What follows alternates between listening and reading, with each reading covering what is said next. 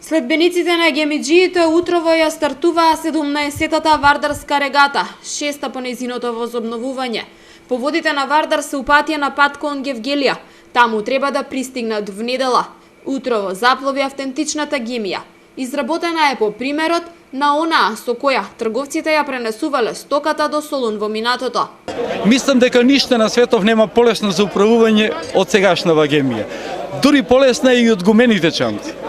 Фантастично е подвижна во вода, нашата е малце скратена ради приликите на Вардар, заради самите води, заради проблемот со Демиркапија и преминувањето преку тесниот дел во Демиркапија.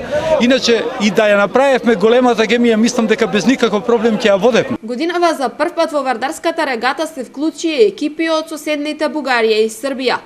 Учесниците очекуваат дека ова ќе биде само почеток на една успешна соработка.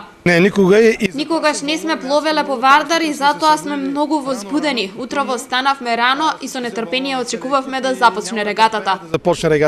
Не знам, устварно. Навистина немаме представа што да очекуваме, само се надеваме дека времето ќе биде убаво, дека нема да изгориме, се надевам дека нема да биде премногу напорно. Всушност ни кажаа што од прилика би можело да се случи, но другарувањето е најважно од се. Најбитни.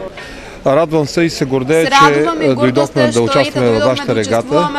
Щастливи сме, че не посрещахте като ваши големи пријатели и се надяваме до година отново да дојдем ако не поканите. Спасувачките екипи велат дека сите учесници се веќе обучени. Неминовно е да се почитуваат правилата при пловењето.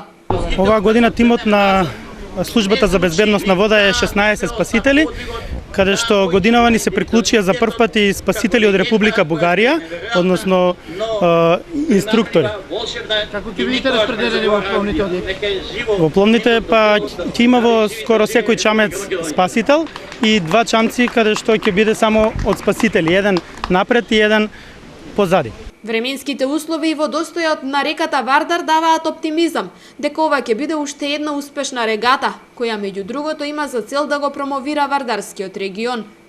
Првата етапа вечерва завршува во НАТО кампот Стрела 1 во Пепелиште, каде учесниците ќе преноќат. Утре ќе се упатат кон Демиркапија. Следната станица е Марвинци, а во недела треба да се пристигне во Гевгелија.